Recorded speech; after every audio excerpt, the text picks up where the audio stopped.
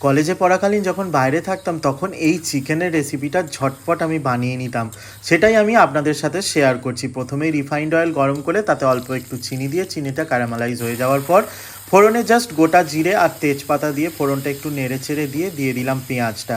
পেঁয়াজটাকে ভালো করে এখানে নেড়েচেড়ে একটু ভেজে নিতে হবে।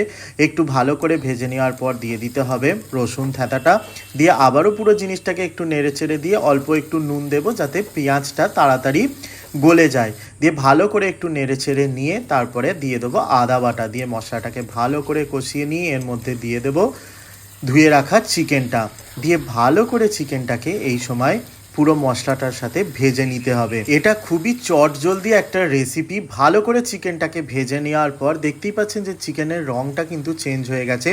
এরপর একে একে হলুদ গুঁড়ো, জিরে গুঁড়ো, লঙ্কার গুঁড়ো, ধনে গুঁড়ো অ্যাড করে দিলাম। এখানে সব মশলাই 1 চামচ করে দিলাম, শুধু লঙ্কার গুঁড়োটা 2 চামচ দিলাম যেহেতু আমি ঝালটা খেতে একটু ভালোবাসি। দিয়ে চিকেনটাকে ভালো করে 15 মিনিট কষিয়ে নিতে হবে। এই রেসিপিটা যখন আমি বাইরে ছিলাম, মানে MBA করার জন্য ব্যাঙ্গালোরে ছিলাম, তখন আমরা যে রুমে থাকতাম 2-3 জন, আমরা সবসময় কী করতাম, চটজলদি একটা রেসিপির জন্য রাত্রির বেলা এই চিকেনটাকেই বানিয়ে নিতাম।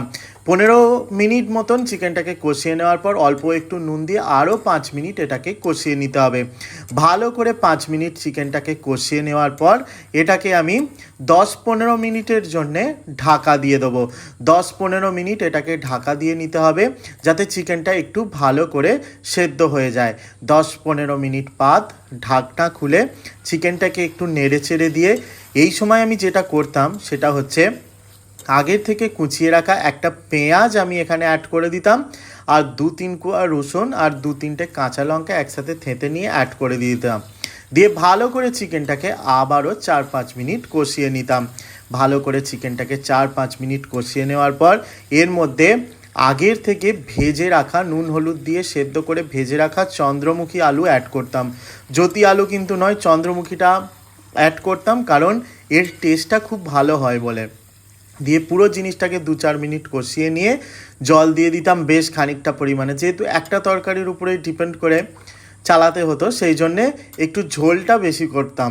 দিয়ে ভালো করে পুরো জিনিসটাকে একটু নেড়ে চেড়ে দিয়ে এটাকে আবারও 5-7 মিনিটের জন্য ঢাকা দিয়ে দিতাম। 5-7 মিনিট বাদ ঢাকনা খুললেই ব্যাস রেডি হয়ে গেল মাংসের ঝোল। দিয়ে এটাকে গরমা গরম ভাতের সাথে সার্ভ করে নিয়ে খেয়ে নিতাম। তো এই রেসিপিটা আজকে হঠাৎ করেই আমার মনে হলো যে আপনাদের সাথে শেয়ার করি। যারা কলেজে পড়েন বা যারা এমন রয়েছেন যে চটজলদি কোনো রেসিপি বানাতে চান, তাদের কিন্তু এই রেসিপিটা আমার মনে হয় খুব কাজে লাগবে। তো কেমন লাগলো আজকের রেসিপি অবশ্যই কমেন্ট করে জানাবেন আমাকে। যদি ভালো লেগে থাকে তাহলে অবশ্যই শেয়ার করবেন। যারা আমার চ্যানেলটি এখনও সাবস্ক্রাইব করেননি তারা চটজলদি সাবস্ক্রাইব করে দেবেন। বিভিন্ন কারণবশত আমি এর আগের ভিডিওতেই বলেছি যে বাড়িতে কিছু সমস্যার জন্য আমি ভিডিও দিতে পারছি না, তবে এরপর চেষ্টা করব কন্টিনিউ করার ভিডিওটা।